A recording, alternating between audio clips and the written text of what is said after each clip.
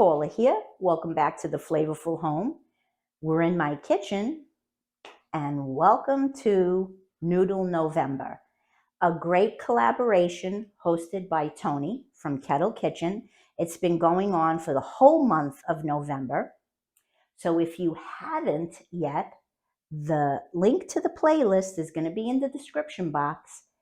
Jump on it and get commenting, because Tony will be doing a giveaway on December 1st at 4 p.m. I'm not sure if he's Eastern, Mountain, Pacific, but I'll find that. And as long as you commented, you will be entered into the giveaway. So I'm really happy and I'm honored that I was asked to participate. There have been some fantastic recipes already, and I am contributing something that is dear to my Italian-American heritage heart. Broccoli rabe with sausage and orecchiette. It is so delicious. And for those of you who aren't familiar with broccoli rabe, it looks like broccolini, long and thin, but it has a little bit of a bitter but not off-putting taste. It has a zing that is just lovely.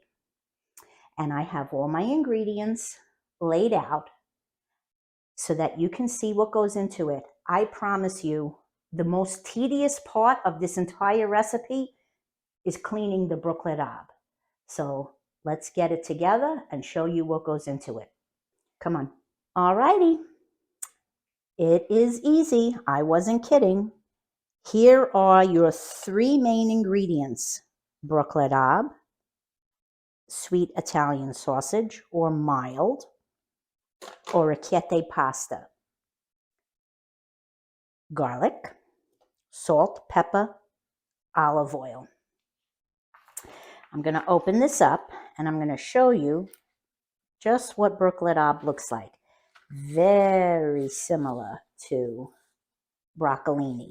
You see how it's thin? And here is, see that little broccoli rabe in there?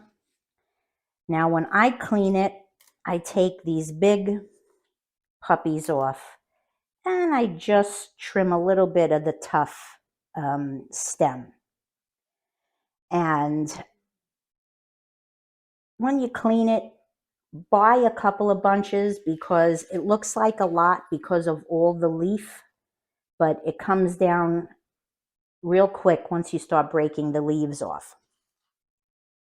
I use mild sausage, which I am going to slice out of the casing. You can buy bulk Italian sausage if you choose, so you eliminate having to get it out of the casing. You can also use hot if you like kick. Garlic, as much as your little heart desires. Go wild. This is orecchiette. And orecchiette is little ears in Italian. This brand is called Ligori. And where did I get it from? Oh, this is one my mother sent me. This is from Coluccio's in Brooklyn. They're just perfect for cupping the sausage, and it's such a delicious dish. So orecchiette, keep that in mind, and that's what they look like. Olive oil, of course, because you want to brown your garlic and your broccoli rabe and get your sausage going, and salt and pepper for that extra flavor punch. Funny story, I could not get broccoli rabe in California when I first moved here.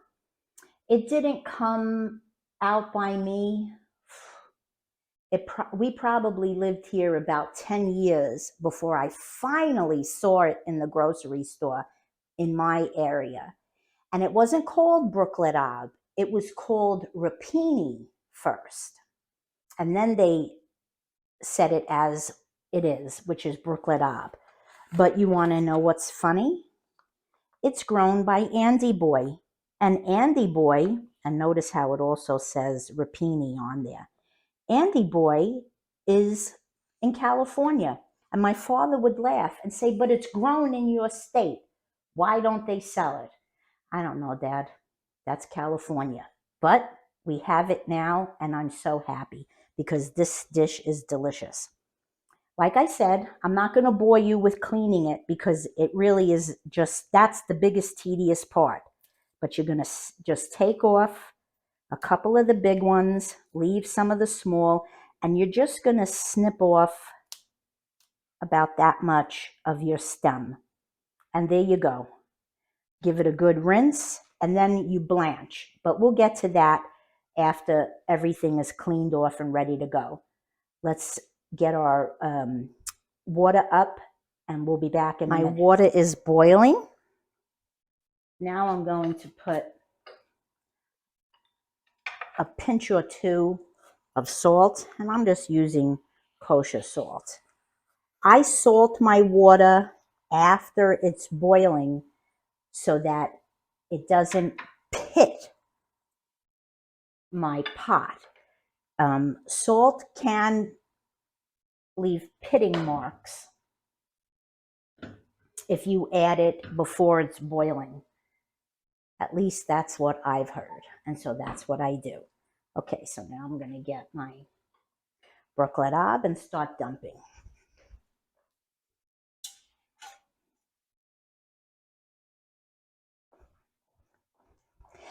Now, sometimes when you blanch veggies, they say, oh, put it in ice water to stop the cooking. I'm not that concerned about it because it's going to go into the pasta dish. So I'm not going to put it in ice water. And you just want to give it a minute or two because of those stems. And I will put it into, from here, I will put it into my bowl. But look at that beautiful green, and look at that gorgeous head on that brooklet ab. Alrighty, after these are blanched, we'll come back to do the next part. Okay, that's 3 bunches of blanched brooklet ab. And it's definitely more tender. It has, the aroma is just so nice, and it's a beautiful green. I will just leave it here because up next is our sausage. And I will show you what I do with the sausage. To be honest, I think sausage is one of the things I really miss a lot from back east, because in Brooklyn there's so many different types.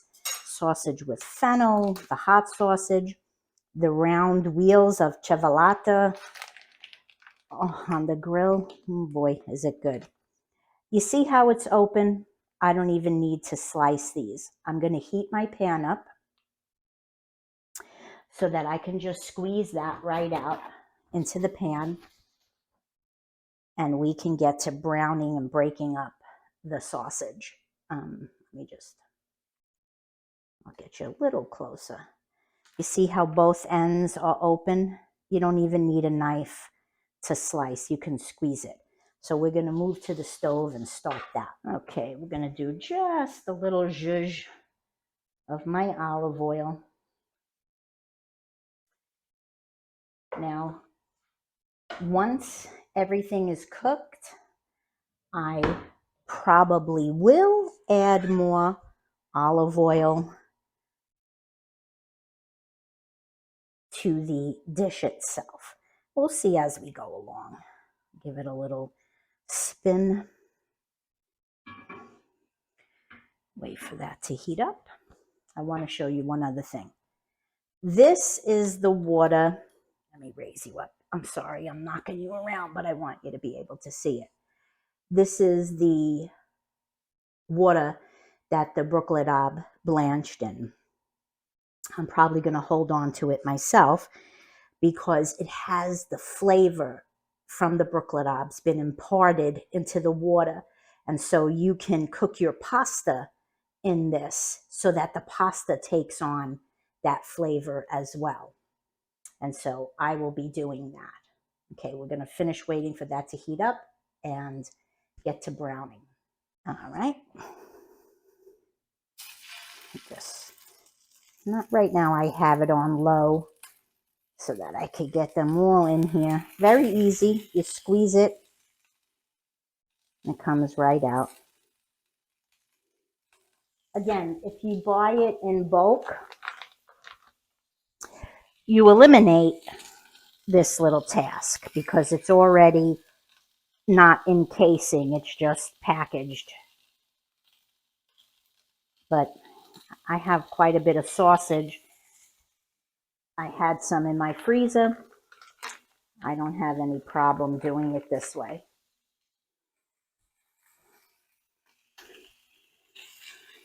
Another funny story. Before we were able to get it, my father said, I'll mail you. It was the winter time. He said, I'll mail you brooklet and I'll mail you some grating cheese, Pecorino Romano. I want to say 2.5 months, almost 3 months maybe. Probably 2 months went by. No package, no package. My father was like, I can't believe it. Nothing ever gets lost. The one with the food in it got lost. And it was winter, so my dad, we weren't worried about it going bad because it was produce and cheese is aged.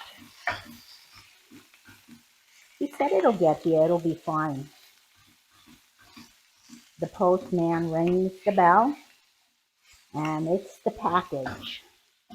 And it stunk. He said the only reason it was found was because it stunk. It was on the mail dock, and they couldn't figure out what the terrible smell was. Well, it was my brooklet and my cheese. Okay, I'm going to continue breaking this up, and when it's browned, I'll show you how it looks. Okay, you could see it's beautifully browned. I have my slotted spoon for draining and my bowl. There's your sausage. And for the record, this was a 1/2 pound. It was 5 links, which came to a 1/2 pound. This is all customizable to crowd size. You need more, up it, less. Do 3 links of sausage. But we drain it and just put it in here. And now we'll get ready with the garlic and get the garlic in here. I'll show you how we do that.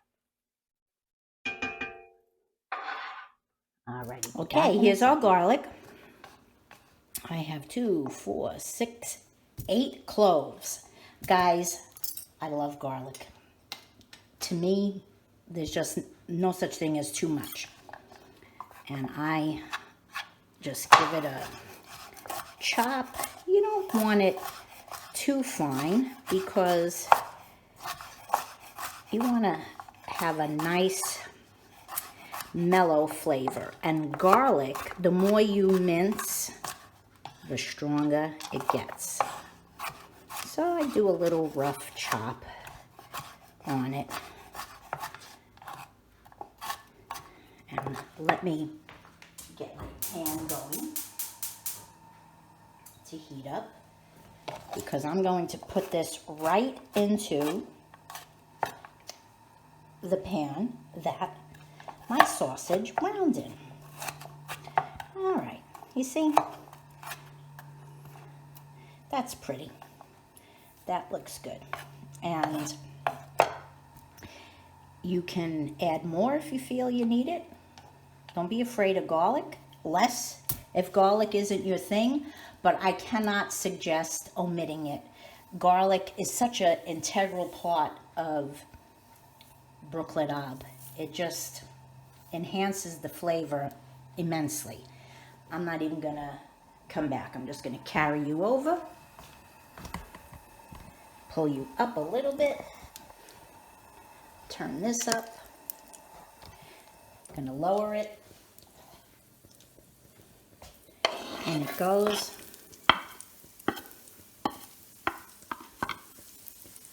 Give it a little stir. You want to always be careful with garlic. You don't want to burn it because then the taste is yucky. So we just, you know what? I am going to add a little more olive oil. Like I said, I probably would. Just, folks, that quick. Once your garlic hits that pan, it smells like you have entered the most fabulous feast of your life. It is quite the entertaining thing to see my kids come in because they can smell it cooking and they'll be like, "Oh, what are you making? What are you making?" What a nice smell. I'm just going to give it a little bit more, and then I will drop the broccoli rabe in, which, like I said, I didn't even shock in ice water. I didn't feel it was even necessary. So notice how I'm keeping it moving because I don't want it to get that burny brown. Oh my gosh. Okay. Here comes the broccoli rabe.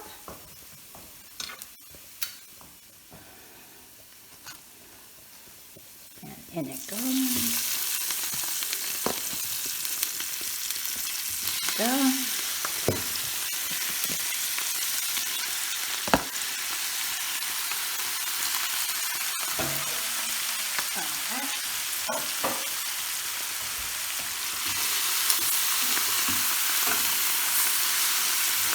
Give it a spin so that garlic isn't going to get beat up. Get it dispersed in the broccoli rabe. We're going to hit it with our fresh cracked pepper. Sometimes I think I need to get another one of these puppies because it doesn't matter how tight I make it, there will always be some big chunks of pepper. I will not lie, I don't particularly like big chunks of pepper when I bite into my food. This one is nice and fine, so I'm happy with that. And let's go around the block with some kosher salt. Remember, start small, because you could always add more. You can't take out. Let's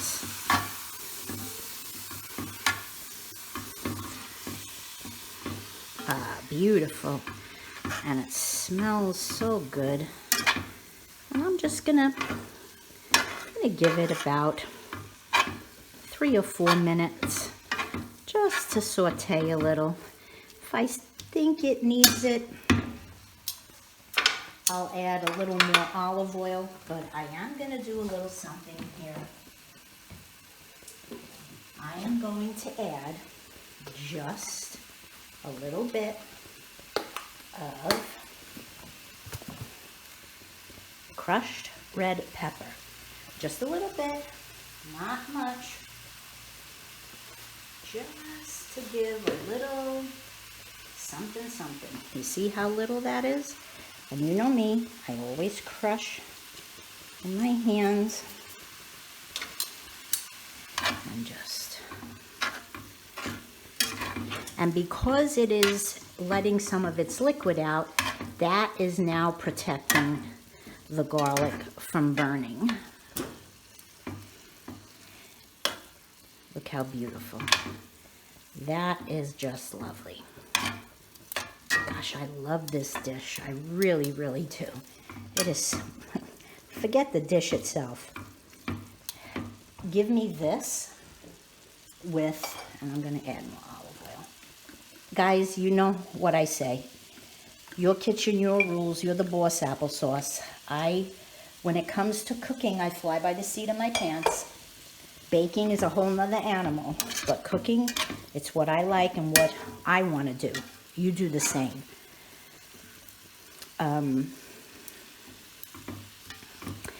Crusty bread with the brooklet ab and the juices. Oh, mamma mia. I will open up the bread. In Brooklyn, we call it Italian bread. You don't get Italian bread here. I just say baguette. Open the slice. Grab the brooklet ab. Oh, there you go, folks. You be okay with that. All right. We're just going to give it a few more minutes, and we'll come back when we're going to add the sausage. All righty. We're going to put that sausage in. I can't even begin to tell you how good it smells in here. But it does. It is absolutely wonderfully amazing. And you just give it a, let me use my tongs. Give it a little.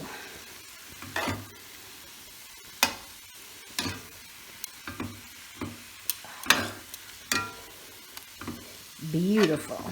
Give it a minute or two to make sure that the sausage gets a little bit of that fantastic brooklet ab taste. I'm going to take a little piece of sausage and put it on the side and taste it. My oh my.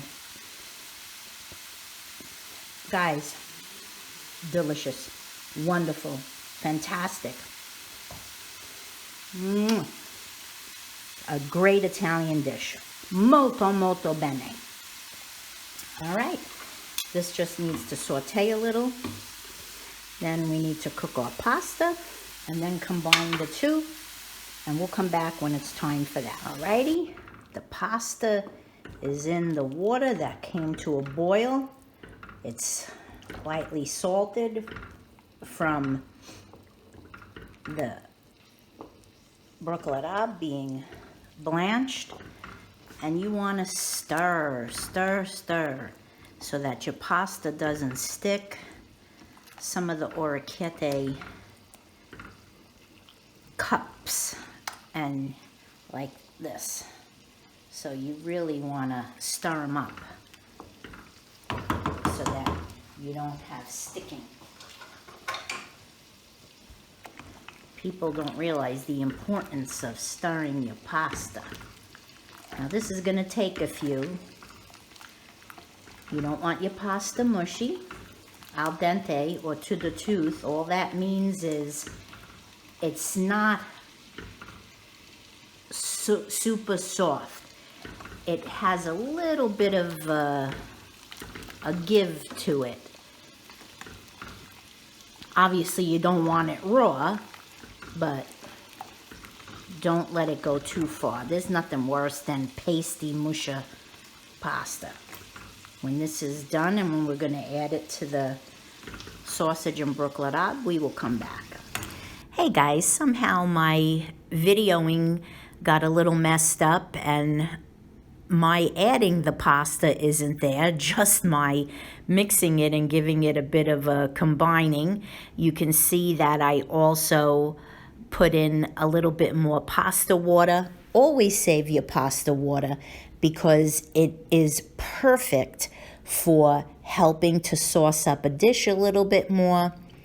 That starch from the pasta cooking makes it a bit of a thickener. So don't dump your pasta water out. This is a great dish. It came delicious. We love it. I served it with some crusty baguette. A fantastic meal.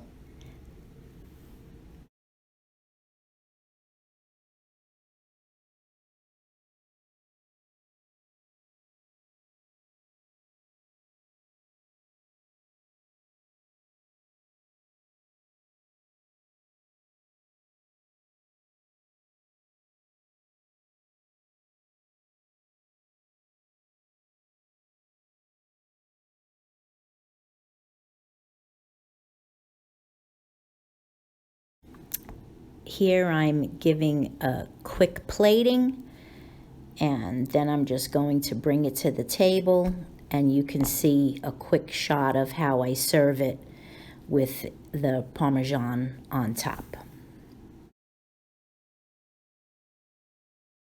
Alrighty, friends. Plate it up with a sprinkling of cheese, and it's delicious. Alrighty, friends, I hope you enjoyed that delicious but simple recipe. Check out the collaboration. Make sure you comment. Look in the description box for all the info. Don't forget about the live on the 1st at Kettle Kitchen. If you're new, I hope you will consider subscribing and giving a thumbs up and hitting the bell for notifications. My friends, until next time, go create something wonderful. Bye-bye.